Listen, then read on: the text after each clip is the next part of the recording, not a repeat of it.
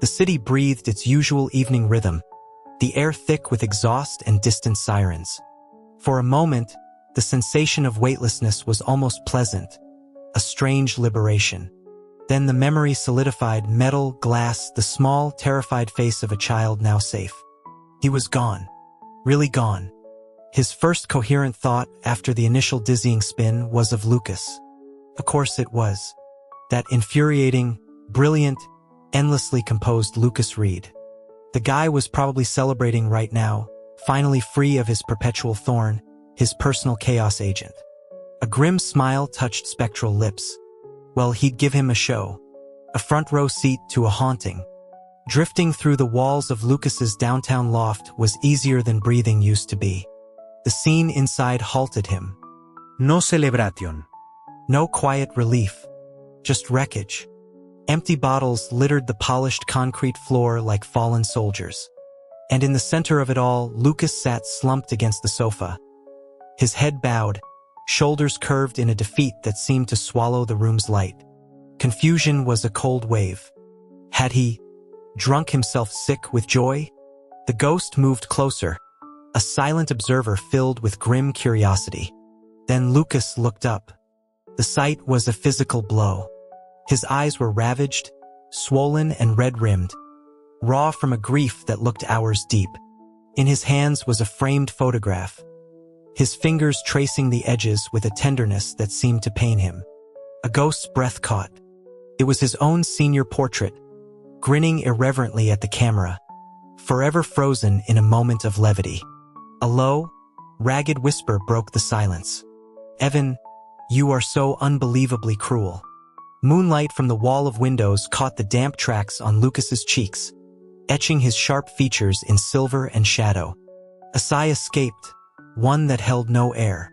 The ghost of Evan Miller settled onto the floor beside the living, drawing his knees up. "I didn't plan it," he murmured to the unhearing man. "Kid ran out. What was I supposed to do? Stand there?"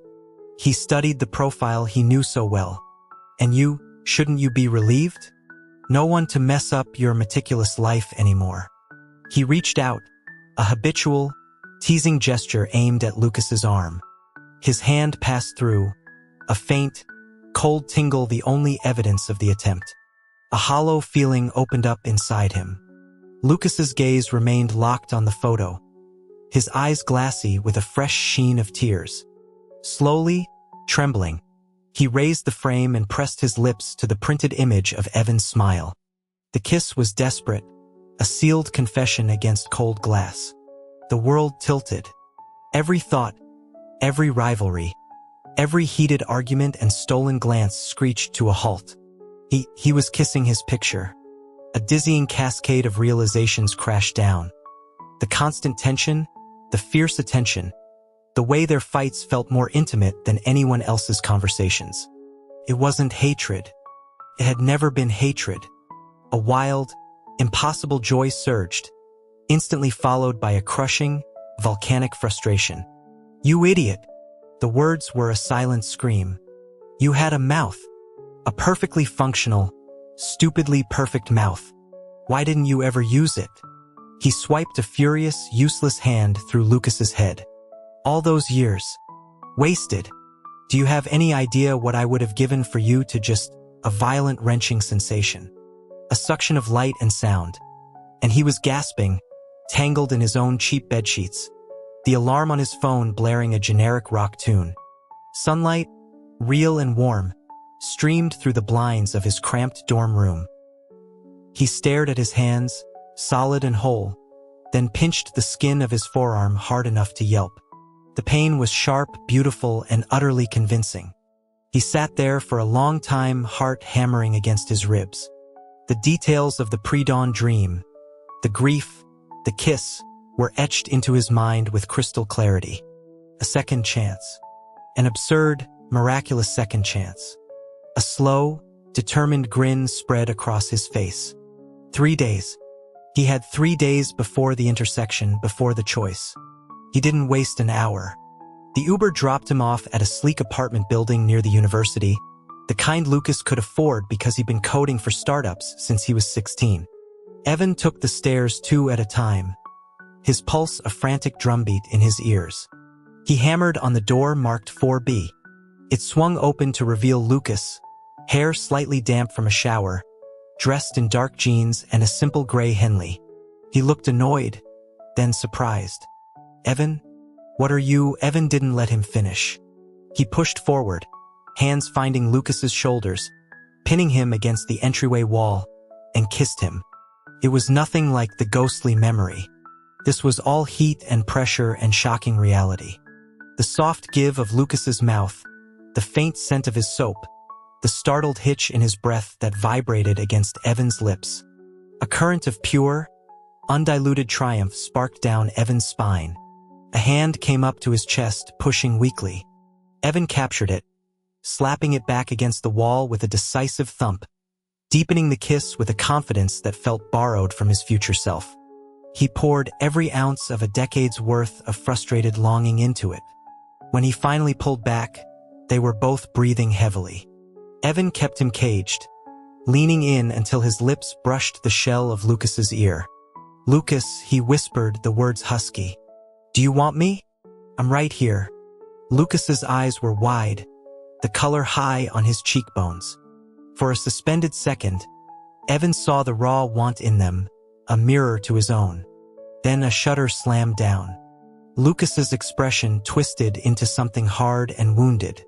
He shoved Evan back properly this time. "What is this, Evan? Some new game? Is tormenting me really that entertaining?" The door shut firmly in his face. Evan stared at the polished wood, nonplussed. Okay. Not the reaction he'd scripted in his head. He'd imagined less talking and more horizontal activity. He slumped against the wall, thinking. Too fast. He'd come on like a hurricane, and Lucas, ever the strategist, had battened down the hatches. A new plan formed. He knocked again, letting his voice go soft and plaintive. "Lucas? Hey, I'm sorry. it's just, my dorm's locked for the night. I left my wallet and ID in my other jacket. I've got nowhere to go. Can I just crash on your couch? Please?" The door opened a crack. Lucas's face was a study in conflicted irritation. Evan gave him his best wounded puppy look, hands clasped in mock prayer. "Just the couch. I'll be quiet as a mouse. Scout's honor." "You were never a scout," Lucas muttered, but he stepped aside. The apartment was minimalist, all clean lines and muted colors.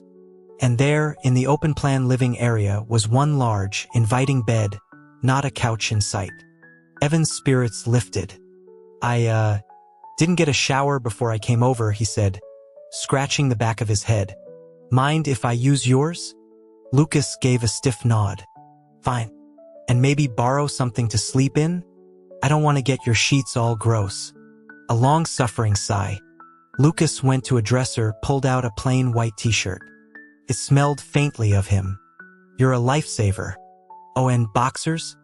Lucas froze for a second, then yanked open a lower drawer, retrieving a pair with a tag still on. "New. Washed. Never worn." His voice was tight. Evan took them with a brilliant smile.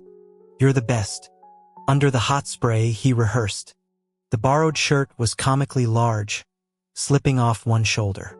He adjusted it deliberately, pulling the neckline wider. The boxers were a little loose. He padded back out barefoot, the cool air on his legs a pointed statement. Lucas, pretending to read a thick textbook on the bed, flicked a glance his way and immediately snapped his eyes back to the page. He hadn't turned it in 5 minutes. "Which side?" Evan asked, bouncing slightly on the mattress. "Whatever you prefer." Evan slid into the side nearest the bathroom. He made a show of getting up, getting a glass of water from the kitchen, moving around the apartment. He made sure to walk close to Lucas, to let the light from the bathroom halo him for a moment. When he climbed back in, he saw Lucas's knuckles were white on the textbook spine. "You should shower too," Evan said, all innocence. "Don't you have that advanced algorithm's final review at 8? Lucas checked his watch, exhaled, and stood.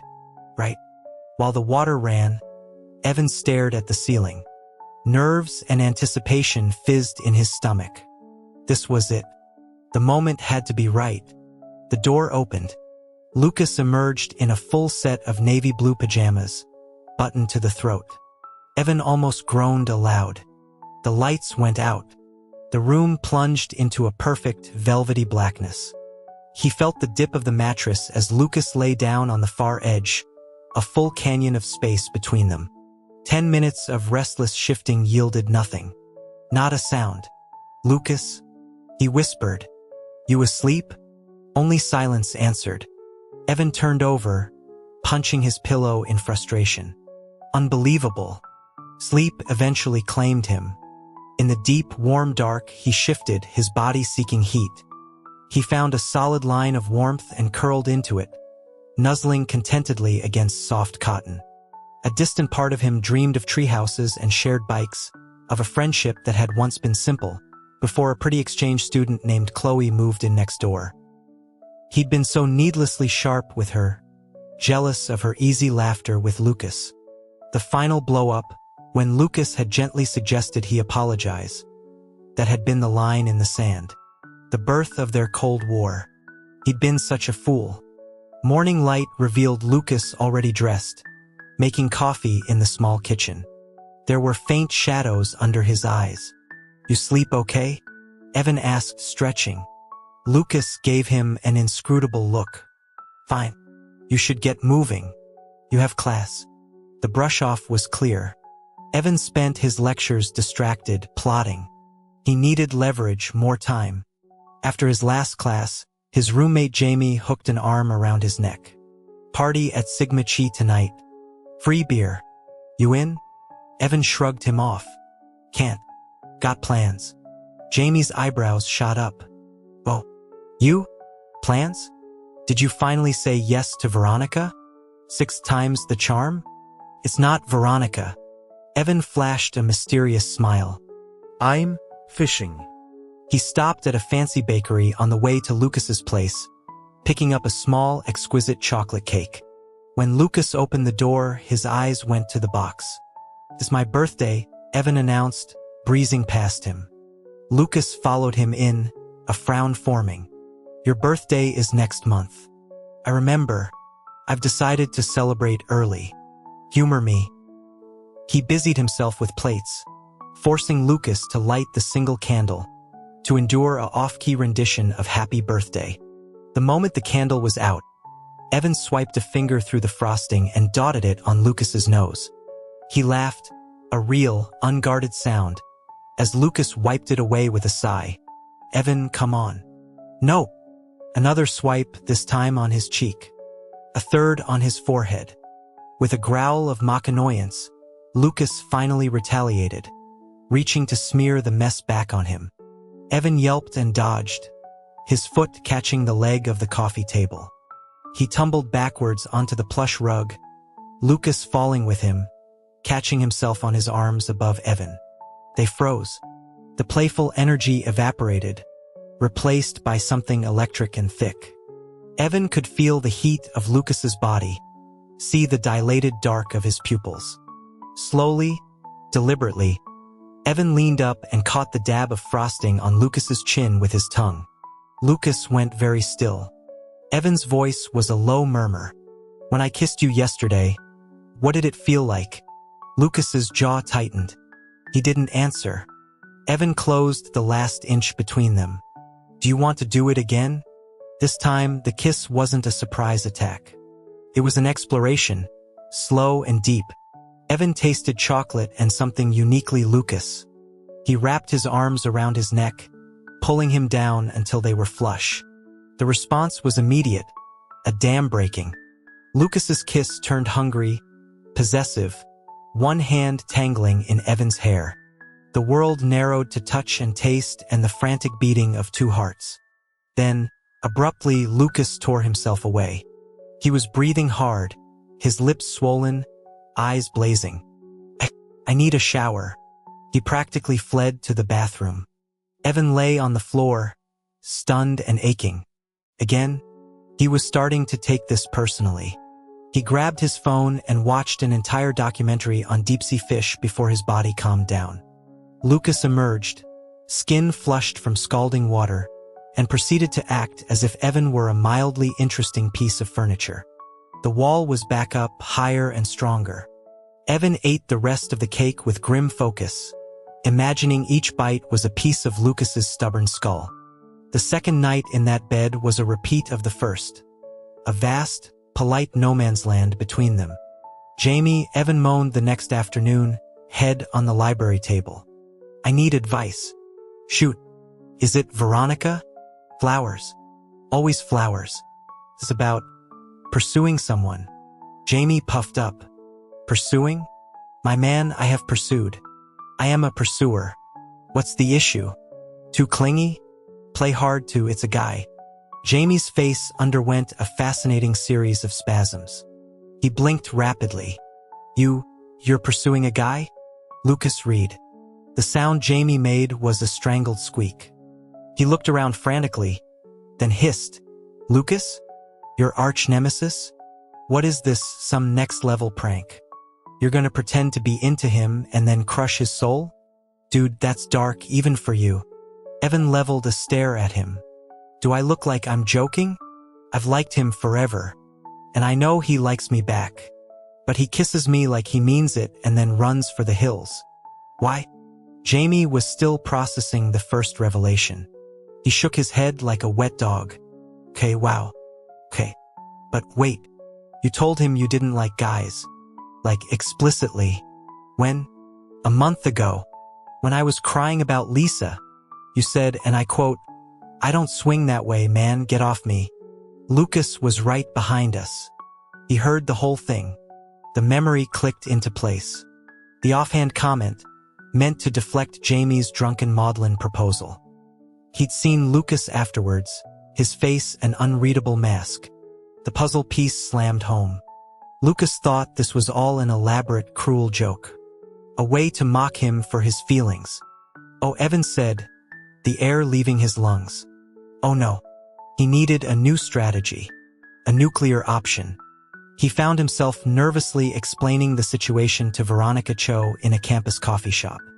Her initial shock at his summons melted into rapt, glittering excitement. So you kissed? You initiated? Yes. And he reciprocated? With enthusiasm? Very much so. Then he hit the brakes. Veronica slapped the table, making the cups rattle. The tension, the mutual pining, the tragic misunderstanding. She leaned in, her voice dropping to a conspiratorial whisper. Here's what you do. You need a catalyst. Something that lowers inhibitions but doesn't obliterate them. You get a little tipsy, not wasted, go to his place and you lay it all out. Raw and honest. The alcohol isn't for courage, it's for plausible deniability on his part. He can blame the beer if he needs to, but the truth will be in the kiss. It made a weird kind of sense. That evening, Evan bought a 6-pack of local IPA and started the walk to Lucas's apartment, mentally rehearsing his drunk confession.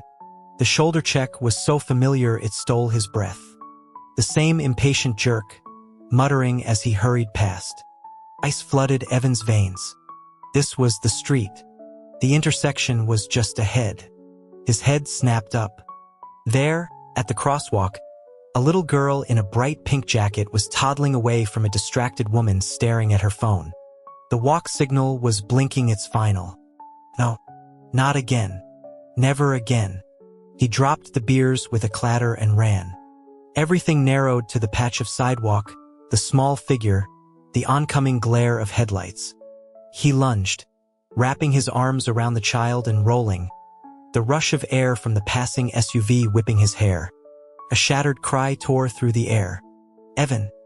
He looked up, the little girl sobbing in his arms, to see Lucas sprinting across the street, his face a mask of pure terror. The child's mother rushed over, weeping with gratitude. Evan assured her he was fine, just scraped. His eyes locked with Lucas's over her shoulder. Once the police were called and reports given, Lucas's fear hardened into a quiet, furious anxiety. We're going to the ER. It's just road rash, Lucas. I'm fine. You could have been killed. But I wasn't. The words hung between them, heavy with an unshared knowledge. Lucas's gaze swept over him, lingering on the torn jeans and bloody knee. Without another word, he turned and crouched slightly. Get on. You're kidding. It's 2 blocks. Do you want me to carry you? The tone brooked no argument. Evan, flushed with a strange mixture of embarrassment and warmth, let Lucas hoist him up. He was carried through the bustling city streets like something precious and broken. Back in the sterile calm of the apartment, Lucas fetched the first aid kit. You need to get those jeans off. I can do it. Evan shimmied out of them, suddenly self-conscious under the clinical fluorescent light of the bathroom. Lucas knelt, his movements gentle as he cleaned the gravel from Evan's knee. The antiseptic stung. Evan flinched. Lucas bent closer, his breath a soft, cool stream over the inflamed skin. The gentle care, the profound relief of being alive and here, unraveled Evan's last thread of strategy. Lucas, he said, his voice quiet but clear. Do you like me? Really? Lucas paused, not looking up. I like you, Evan said, the words rushing out. It's not a game. It's not a trick to mess with you. I have liked you for years. I was an idiot. I was scared and jealous, and I took it out on you because I didn't know how else to get your attention. He reached down, took Lucas's hand, and placed it over his own racing heart. When I kissed you, it was all I ever wanted. I swear. I don't know what you heard me say to Jamie, but it was a lie. The only thing that matters is you. Lucas finally looked at him, his eyes searching Evan's face, the guarded walls crumbling to reveal a vulnerability that took Evan's breath away. You mean it? With everything I am. Lucas's hand came up to cradle Evan's cheek, his thumb stroking the line of his jaw. The kiss that followed was an answer, a surrender, and a beginning all at once.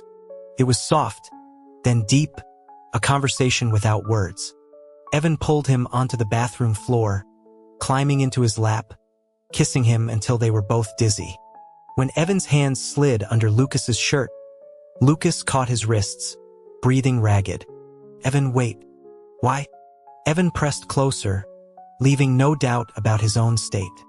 Don't you want this? Lucas's eyes were dark with conflict. You're hurt. Evan laughed, a short, disbelieving sound. He leaned in, his lips grazing Lucas's throat. It's just my knee, he murmured, and sealed his argument with his mouth. Later, in the tangled sheets, with the city lights painting slow patterns on the ceiling, Evan traced idle circles on Lucas's chest. So, he began, if I was such a jerk, why'd you even put up with me? Lucas's arm tightened around him. You were never just a jerk. You were, Evan. Infuriating, brilliant, magnetic Evan. He shifted to look down at him. And this rivalry. You do know Chloe had a massive crush on you, right? Evan blinked. What? No. She was always following you around. She was following me to ask about you. Your favorite pizza, if you played video games, what kind of music you liked. A slow, knowing smile touched Lucas's lips. I was the one who was jealous. The sheer, catastrophic irony of it left Evan speechless. All those years, a tangle of misinterpreted signals and self-imposed exile. He buried his face in Lucas's shoulder with a groan. We're both morons. Speak for yourself, Lucas said, but his voice was fond. The next week, after dealing with the shaken but repentant driver, a man rushing his wife to the hospital, they walked hand in hand through the autumn leaves in Central Park. The near miss hung between them, a shadow that made the sunlight feel more precious. Hypothetically, Evan said, swinging their joined hands. If I hadn't been so lucky at that intersection, what would you have done? Lucas was silent for a long moment. He stopped walking, turning Evan to face him. His expression was solemn. I would have grieved. For a long time. And then I would have lived, because that's what you do. But that part of me, the part that knew how to love like that, it would have been buried with you. And when my time came, I'd have hoped to find you, so I could tell you exactly how long and how empty the years were without you. The raw honesty of it stole Evan's breath. The ghost of that other timeline, of a Lucas alone with a photograph, flickered behind his eyes. I'd have waited, he said softly. I wouldn't have gone anywhere without you. Lucas pulled him into a kiss. There in the middle of the path, surrounded by the rustle of leaves and the distant hum of the city. It was a promise, a sealing of their improbable, hard-won present. Evan broke away, grinning. Hey, you free next weekend? I want to go upstate, to that little stone chapel in the mountains. I made a promise there once. Need to go say thanks that it came true. Promise? Yeah. And you'll never guess what Veronica texted me last night. She wants to know if she can write a FIC about us. Something about enemies to lovers and mutual pining. Lucas listened, a soft smile on his face as Evan chattered, weaving their future with words. The afternoon sun caught the gold in his hair, and Evan felt a surge of contentment so profound it ached. What? Lucas asked, noticing his sudden silence. Evan just shook his head, his smile widening. Nothing. It's not important. He stood on his toes and kissed Lucas's cheek, swift and sweet. The only important thing is that I love you. So much. On the busy sidewalk, amidst the flow of strangers, they stood wrapped in their own private universe, the past forgiven, the future wide open, and the present perfect and whole in their clasped hands.